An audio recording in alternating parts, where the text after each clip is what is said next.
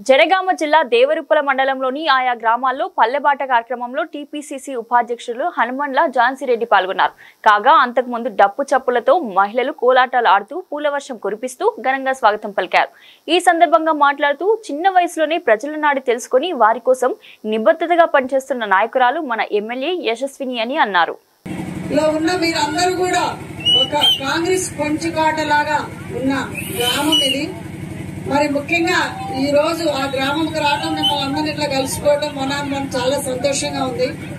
మరి ఇక్కడ ముఖ్యంగా నేనే రావటం ఎందుకు జరిగిందంటే, ముఖ్యంగా నేనే మీ దగ్గరకు వస్తే మీ సమస్యలు తెలుసుకుందామని, మీతోటి ఇంటరాక్షన్ అవుదామని. మరి మీరు అనుకోవచ్చు మళ్ళీ ఓట్లు అడగడానికి వచ్చిందా మేడం అని.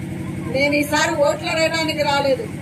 మిమ్మల్ని ఎవరో ఒకళ్ళు ఇప్పుడు ఇక్కడ ఉన్న వాళ్ళలో సర్పంచ్లు అవుతారు, రేపు స్థానిక ఎలక్షన్స్ లో ఎంపీపీలు అవుతారు, ఎంపీటీసీలు అవుతారు, జెడ్పీటీసీలు అవుతారు.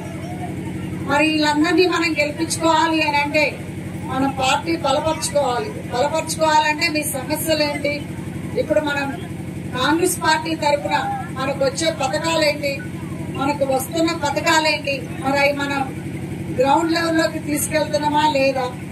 మరి ఎంతో మందికి రుణమాఫీ అయింది 2 లక్షల కుల వాళ్ళకి. మరి 3 రోజుల నుంచి కూడా మనకి రైతు భరోసా, రైతు బంధు పడుతుంది. మరి ముఖ్యంగా మహిళలు free bus, 500 current gas cylinder